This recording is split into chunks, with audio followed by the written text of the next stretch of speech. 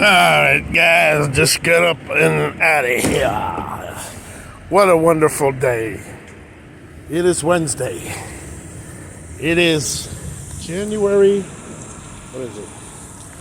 Gosh, can't even see it on my watch. See here, I always like to let you people know what day it is. What day it is. It is January 8th. Was it? Okay. January 8th. Sorry about that. I'm still here down in Laredo. We got a few things taken care of at the truck, so I'm really excited about. And then I had a couple headaches and concerns about at the same time. So it was kind of crazy. My wipers a few days ago went out, so we got that taken care of yesterday. I replaced the fuse that kept blowing consistently. So we thought it might have been the wiper motors, but before we went ahead and did that, we replaced a couple relays for the wiper system. Mine had two of them for the windshield wipers, and it still didn't fix it, and the fuse was blowing. It turned out to be a loose cable wire. Possibly, I'm still thinking the jury is still out that we're going to replace that motor at some point, but for now it's working. So, sometimes you don't want to spend money if you don't have to. Now, fortunately, I don't have to pay for it. My boss does, but I don't like to see him waste money unnecessarily, and I'd rather put it in the truck in another way to take care of something that definitely needs it. But in case we need to change it, the dealer wanted like $200 for that part. I looked on Amazon for it, and I actually found it on there, so it's going to be substantially less for him. So I'm thinking to go ahead and possibly ordering it and have it on the truck, because they will ship that to Amazon Locker, and that works out really, really good. And it's like a fourth the price, and ran the numbers on it, so it's the exact one. So, we'll take a shot with that. Other than that, I did get the oil change, the PM, done today as well. And let me tell you, that was a little bit of a nightmare, because I went to one of those truck places to have it done, and you get a substantial reduction in the price if you bring your own oil. So what we did is I went to Walmart and bought about 10 gallons of oil, and it really only takes about 8 or 9, because I do add the gallon of Lucas. That's the oil stabilizer for it. It's been working out well for us, and we're going to stick with it. I have good results when I use it personally on my car, and I swear by it. I noticed the difference. We got quite a few miles on the truck since the previous oil change. A lot more than I normally would, but again, we did run full synthetic oil.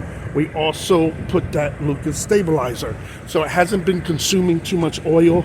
And really, I don't know, some of you guys might think I'm crazy, but we got about 62,000 miles on the oil, and it was changed around August 8th, and we're at the beginning of January, so you have August, September, October, November, December, January. So we got 5 months on it. So again, I've been paying attention to it. We got fortunate. And do I want to push the next oil change that long? No, not necessarily. But it is the winter, and it was important to have it changed. I had a little difficulty finding the same weight oil.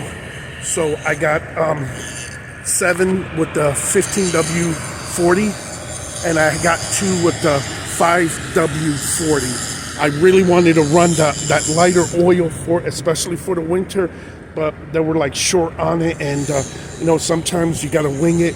I'm going to pay attention to it, see how it works. So I think it just brings down the viscosity. Instead of 15 W40, it's going to probably bring it down to maybe just over 10 but under 15, so it's a little bit thinner. So we got a little bit, because 2 of the gallons are going to bring down the average of that viscosity.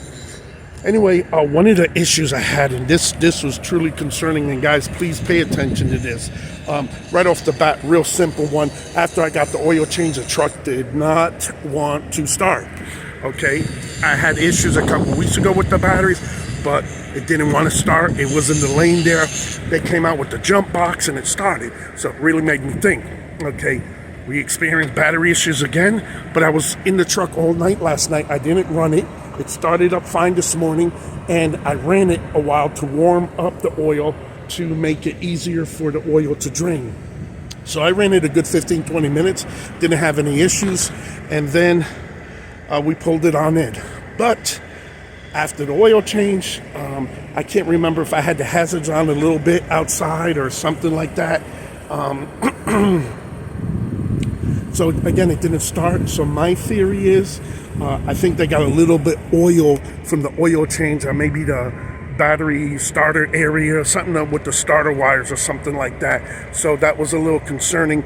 But like I said, they did put the jump box on, and it did start first time on it. So it was just really, really concerning. I don't know if it's possibly also maybe the beginning of the starter failing, because when the starter goes, it kind of does it in increments. It kind of tells you, hey, we have a problem, and then if you ignore it, it's going to probably cost you more, because you're going to be depending that it's going to be reliable and start, and it doesn't. So whenever the vehicle, car, truck, whatever the heck you're driving, gives you those type of signs, pay attention, register. And what you do, like right now, I haven't shut the vehicle. I shut it early and it did start again. I think I ran it for about half an hour, so I feel confident. But right now I'm at the Shpr, so I'm getting loaded, and I don't want to have a problem here. I want to at least give it a few hours driving after I get loaded, and then we'll check it. Again, I'm in Laredo, and we got a load. We're going up to Northern California. We're going to Stockton, California, so that's about an 1,800-mile trip from here. Really, really good. We usually don't go that far up with this company, so it's good for me because that's an extra like 300-400 miles north CaLi, which means 300-400 miles extra, so it's an additional like 800 miles to me. So I'm real ecstatic about that. Anyway, major issue that I had, this would happen during the oil change, okay?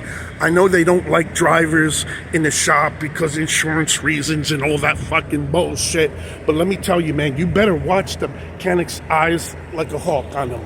Eyes and a hawk. And I went to one of those, I don't want to say the name of the company, but one of those Jiffy Lube types for the trucks. Okay, so anyway, my truck has 2 gas filters. One is a water separator in the glass dome, plastic dome, upside down and whatnot. You know, really cool because you get to see if it's clogged up and stuff. And the other one underneath. In addition to that, when it comes to the oil filters, it's got 3 oil filters, 3 of them. 2 of them are the same number, and then one of them's a different number. I'm still trying to understand why is the other filter a different number, but that's what it is. What you gonna do, you know? You just gotta make sure they're the correct filters, okay? And you do that, and you find out before they drain the oil, because you don't want to be caught in a situation where they ain't got the right filter. You're stuck in a bay, and it might be late in the day, and all kinds of stupid, unnecessary headaches. So what I did is I went to the dealership and I had a list of it. They told me exactly the filters that are for my vehicle, because whenever you go to these off-brand places, they're always going to use not the original Volvo type, and they give you the option. If you want to save some money, you can use Fleet Guard, and that's what we got. So we made sure that they had them in stock and everything, so I thought I'm doing really good. So like I said, we had the gallon of the Lucas stabilizer, so we had them pour that down quick. Sometimes I like them to mix it up with the oil somehow, so because it's pretty thick. And you know, one thing you really want to avoid is having your engine start up dry. And what I mean by dry, there may be oil in the engine and stuff, but when you have that thick oil, sometimes you might even want to add it last, because you'll have the oil in the truck turning around, circulating, and then it's hot. So when you add that Lucas, it'll kind of like not make it as thick. It'll still do its magic, but I think you get it. It's better to add the stabilizer when the warm engine a little bit, you know, so you shortchange it a gallon or 2, you check it, and then you add that in, and then you're probably better off. But here's what happened. Fortunately, I was there and I was paying attention. Okay, they pre-filled the fuel filter, put that on, and after they put the separator the water separator filter and they topped it off good. So then the 3 oil filters all of a sudden disappeared. So then I started thinking like, hey, I didn't see the guy grab the full synthetic oil that I bought to top off the filters. They handed it to the mechanic underneath. The mechanic underneath connected them bone dry. Did you hear me? I said bone dry. 3 motherfucking oil filters, no oil inside because they screw up upside down. So you want to fill them. I was freaked out. So I stayed calm. And now I'm like, what the hell are we going to do? He made the mechanic take them off. Okay, so they already had some of the old oil on. The guy didn't, honestly, I don't think the guy underneath did a good job or knew what he was doing. I think he was one of those apprentice type mechanics. So, everybody starts somewhere, even driving truck, you gotta learn. But when it's at somebody else's mistake or cost, that's hard pill to swallow. So anyway, I got them to take off all 3 filters. Again, this is the oil filters. And I had them pour directly right into it like they were supposed to do without me telling them. And everybody knows this, you top off those filters. So when you connect it, you remove as much air as possible. So when the motor starts, it has an oil siphon already, and it'll start being able to pump oil through the whole engine, because that's the time when the engine starts to wear. And if you're going to put 3 filters with no oil in, can you imagine how much time it takes for those 3 filters to get oil from the bottom of the oil pan through the engine, through the pump, fill them up, filter it, and then get it lubricating all the moving parts? I might be exaggerating, but I'm going to tell you, to me, it's going to seem like it's going to take at least a minute. So it may be less. Who knows? It may be more. I wouldn't want to hear that if somebody was telling me. But this clown of a mechanic wasn't thinking. He didn't do it on purpose, I know. But nobody explained it to this guy. And you're one of those franchise Jiffy Lube, big truck places, and you don't know that? Oh, I'm over here. Hold on, I think they're calling me. Whoa. Let's see what it's gonna tell me. Dímelo. 59 or 60? Thank you.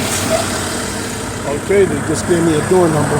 So 59 or 60 is what we were told. So getting back real quick before I move the truck is we averted major wearing of the engine. And gosh, just if I wasn't there, the engine would have got started right after. That is so crazy. So that's my little vent for today. Guys, be very, very careful. Point it out to them. Make sure. I know they don't normally let guys in the mechanics bay. But fortunately, I was there and I watched. And, mechanics are real sensitive. It's like when you want to tell them to do something, it's almost like you got to suggest it in an asking question type of manner. And then they'll say, oh, yeah, that's a good idea. Oh, I do that or down, without telling them, hey, you got to do this, you got to do that, type deal. Because they get their feelings hurt. And then they say, hey, get yourself inside the customer waiting area bay. Get out of here, the insurance. And, I'm sure you've heard that many a times yourself. So we got door 59 or 60 is what we are told. So what I'm going to do is I'm going to go ahead and pull out this way. This way I can hit that door just right. I'm going to put our hazards on because they don't want you to exceed the speed limit. It's strictly enforced here of 5 miles an hour. Don't exceed it because they strictly enforce it, they said. So that's kind of like what happened. So I'm glad I was there. I got a few other little stories about some of the other repairs that were done with the truck at another location yesterday. So I just feel so empowered and I'm so motivated because we got a few things taken care of. What I'll do is I'll go ahead and make a recap video of that coming up either today or tomorrow. And then I had another thing happen to me. I'll save that for a video, and you just want to be really, really careful. Just sometimes we personally make mistakes, so you gotta embrace those mistakes, okay? Just don't keep making them over and over. You gotta learn from it. So I had a situation yesterday that it was my fault. I fucked up, but I'll make a new video about that one. And this way we got another video for you guys to share, like, and subscribe. Please help my channel grow, and you know those algorithms, I need you to hit those buttons up there, okay? So I hope you guys are enjoying it. I hope I'm speaking loud enough. I hope I'm speaking clear enough so you guys can all understand the words that are coming out of my mouth, you know? So let's get ourselves loaded. We're going to be going to dock either 59 or 60, like the man said. You know, if you guys are paying attention, because I don't want my dementia kicking in it. Anyway, let's roll, and beat the snow. I catch you guys on the flip side. Bye.